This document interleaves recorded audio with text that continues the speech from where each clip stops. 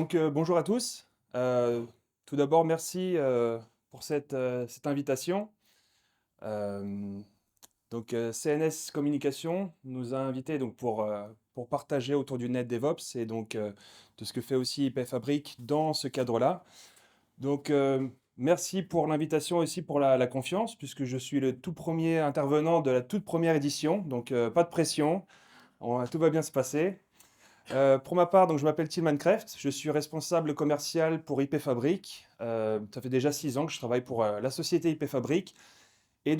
Pour ceux qui ne connaissent pas IP Fabric, nous, on est un éditeur de logiciels qui fait de l'assurance, de l'analyse réseau multiconstructeur.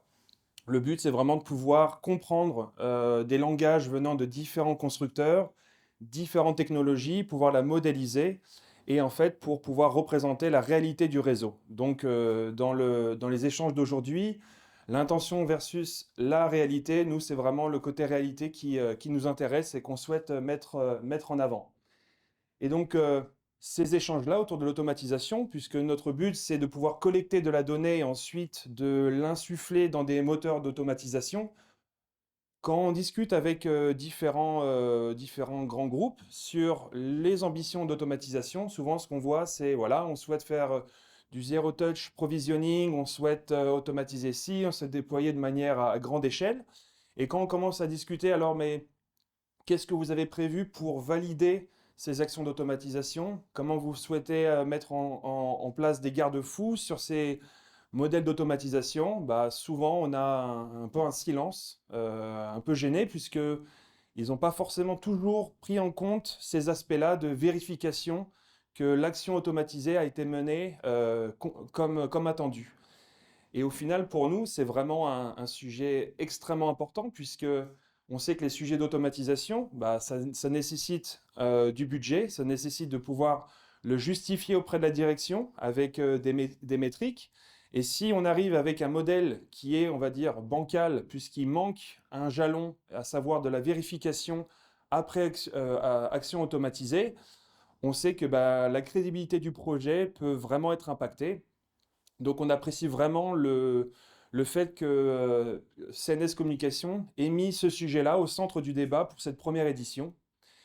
Et donc pour nous, quand on parle de cette identification et donc ce manque de compréhension et comment on va faire pour vérifier les drifts entre l'intention et la réalité, il y a différentes raisons. Soit on se dit, bah, c'est quelque chose qui n'est pas forcément très valorisé, puisque il n'y a pas un why effect quand on déploie à grande échelle, quand on fait des actions automatisées, c'est très impressionnant, mais de faire en arrière-boutique de la vérification, c'est un peu moins impressionnant. Il y a aussi, je pense, le fait que les entreprises n'ont pas forcément pensé à ce jalon-là.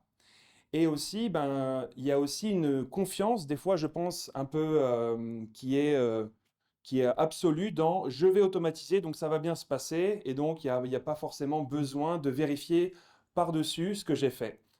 Et donc pour nous, c'est vraiment important d'illustrer ces drifts entre donc l'intention et la réalité du réseau, et on voulait donc montrer 3 exemples qu'on a vus avec bah, des cas concrets, avec des clients. Et alors pour commencer, on voulait montrer un cas sur un groupe français du secteur du nucléaire, donc un environnement super critique. On avait réalisé un POC l'année dernière sur un scope de 500 appareils réseau. Et le but, donc un des cas d'usage, c'était est-ce que vous avez une confiance dans votre CMDB? Est-ce qu'elle est à jour à 100%? Et on sentait que la confiance n'était pas à 100%, et au final, bah, on avait bien raison, puisque ce qu'on a fait, c'était juste une comparaison entre ServiceNow, qui était la CMDB du client, et donc notre capacité de découvrir le réseau et donc de formuler un inventaire. Ce qui nous intéressait, c'était donc le delta et l'impact de ce delta sur la bonne tenue des services de ce client-là.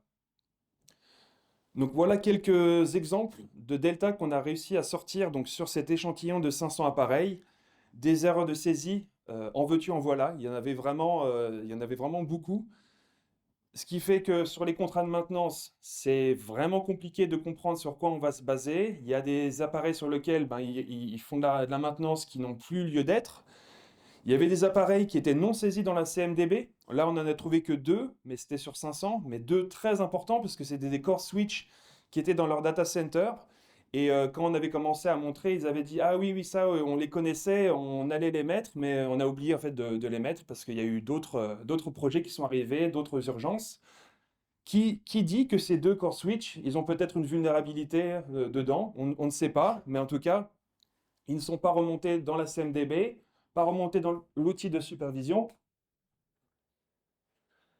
et également des erreurs de description qui étaient remontées au niveau des interfaces. Là, le problème, c'est d'un point de vue troubleshoot.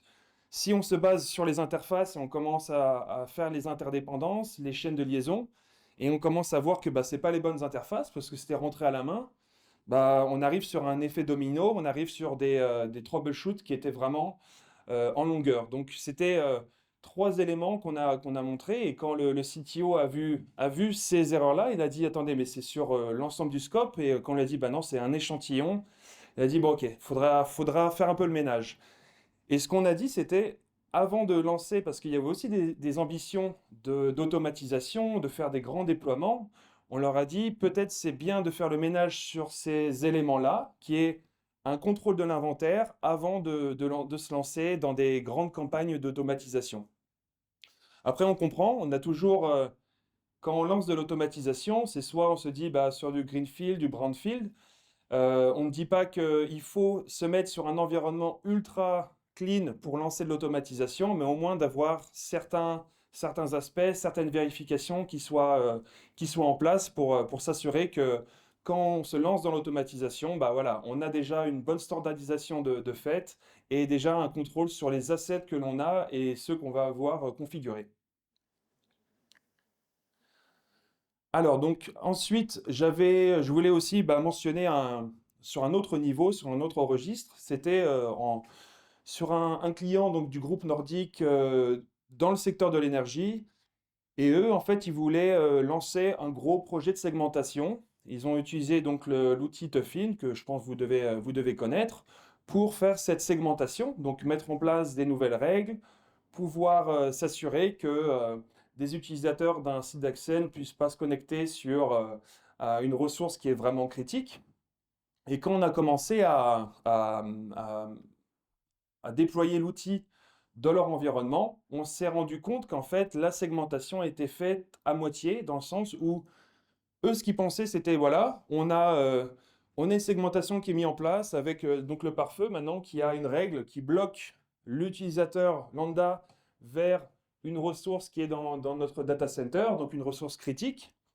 Et quand on a commencé à tester, on a vu qu'il y avait un contournement de pare-feu. C'est-à-dire qu'en fait, il ne passait pas par ce pare-feu-là, il passait par ce switch et ensuite il y avait un contournement, ça passait par la MPLS et gentiment ça arrivait à la ressource qui était critique.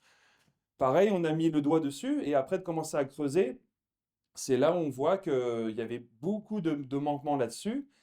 Et je pense une des raisons aussi à prendre en compte, c'est avoir en vue le contexte global de l'infrastructure. Parce que la segmentation qui avait été mise en place, l'intention en fait, elle était juste basée sur une règle de pare-feu.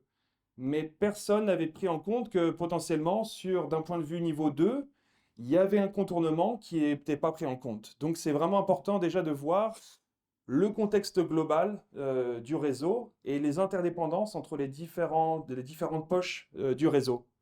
Donc là encore, une différence qu'on trouvait intéressante entre l'intention qui est je veux segmenter euh, deux points du réseau, deux sites, et la réalité, il y a vraiment pas d'étanchéité à 100%.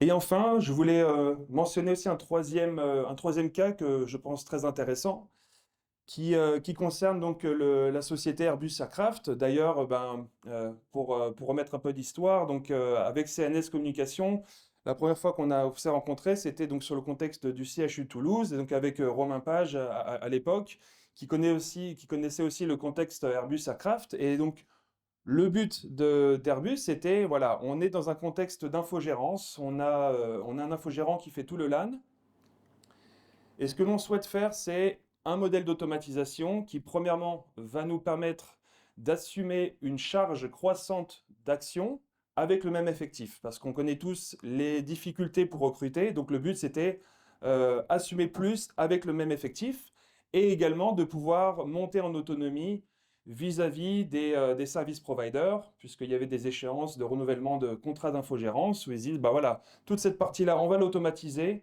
le reste, ça va être encore géré par l'infogérant. Et ce que eux souhaitaient mettre en place, c'était vraiment un modèle d'intent base, donc un modèle networking qui est basé sur l'intention. Pour leur cas, eux, l'intention, c'était l'outil Netbox. Donc, il peut y avoir différentes intentions. Eux, c'était Netbox, où ils souhaitaient donc mettre à jour l'ensemble des configurations de leur environnement réseau. Donc, ça va être les VAN, les adresses IP, comment les interfaces sont configurées, quel management également sont configurés dessus. Et ce qu'ils ont fait, en fait, dans un premier temps, ils se sont dit, bon, soit on va tout faire à la main et on va populer notre source de vérité. Là, ils avaient donc notre outil qui avait déjà été déployé, donc qui avait déjà modélisé leur infrastructure. Et ce qu'ils ont fait, c'est en fait, ils ont pris un snapshot, puisque nous, on est basé sur un système de snapshot, donc d'instantané digital. Ils ont dit, on prend un qui est le plus proche de l'intention et on va le pousser automatiquement dans notre source de vérité. Une fois que cette source de vérité a été donc populée, le but, c'est ensuite, la deuxième étape, de pouvoir pousser les configurations directement sur le réseau. Pareil, le but, c'était d'avoir un Ansible, d'avoir des playbooks qui, à partir de la source de vérité, vont être répercutés sur le réseau avec donc une configuration qui est faite à partir de la source de vérité. À partir de là, on peut se dire, bah, c'est bien, on a fait notre automatisation, tout va bien, sauf que on connaît tous que un réseau change, un réseau évolue, et il y avait donc en fait différents changements qui sont survenus, que ça soit directement sur la source de vérité, que ça soit sur les scripts, sur les playbooks qu'ils avaient mis en place, ou au contraire sur le réseau. Et là, c'était en fait différents mainteneurs qui qui intervenaient sur le réseau. Et leur parti pris, c'était on veut laisser la main encore aux intervenants sur le réseau. On veut les laisser encore modifier puisqu'il y a des urgences et ils doivent être en mesure de pouvoir rapidement configurer. Sauf que on comprend qu'après les changements se créent les écarts entre donc l'intention qui est dans Netbox et la réalité qui est la réalité opérationnelle. Et pareil, notre but dans ce modèle-là, c'était de comprendre le réseau, donc capturer l'état opérationnel, la réalité du terrain, et ensuite de la valider auprès de la source d'intention. Concrètement, c'est dire, attention, Netbox, toi dans ta source de vérité, tu as tel VLAN, là je vois le VLAN X qui est différent, pareil pour un VRF, là je vois une interface qui vient d'être ajoutée qui n'était pas présente dans ta source de vérité, et à partir de là, c'est là où on se dit, bon qu'est-ce qu'on va faire avec cet écart? Est-ce qu'on veut le remettre dans la source de vérité? Est-ce qu'on veut le laisser? Peut-être que c'est un faux positif.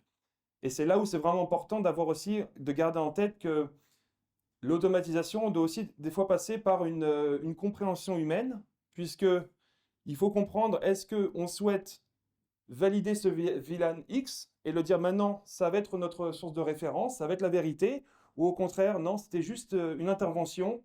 La semaine prochaine, il faut plus qu'elle soit présente, donc laissez telle quelle, puisque notre source de vérité, c'est vraiment là où on va se baser si on veut voir ce qui se passe et comment le réseau doit être configuré. Et donc, notre but, ce n'est pas forcément d'aider à la réconciliation, c'est vraiment juste apporter un éclairage là-dessus. Et donc voilà, on trouvait que ce cas d'usage était vraiment intéressant. Et donc, comme vous voyez, à différents niveaux de l'automatisation, on peut toujours trouver différents écarts. Le but, évidemment, c'est de comprendre qu'est-ce que vous souhaitez faire avec l'automatisation. Est-ce que c'est juste parce que c'est un mot à la mode et donc on veut aussi en faire partie? Est-ce que vous souhaitez réduire des coûts, réduire des ressources? Est-ce que vous êtes plus résilient? Et donc, je pense que c'est important de pouvoir aussi s'appuyer sur des sociétés comme CNS qui, eux, ont cette vue de consultancy et de dire, voilà, je comprends votre stratégie globale et ensuite de vous donner des pratiques, des outils adaptés. Donc voilà, en tout cas, merci beaucoup pour cette présentation. J'ai essayé d'être succinct. N'hésitez pas si vous avez d'autres questions et encore merci beaucoup pour l'invitation.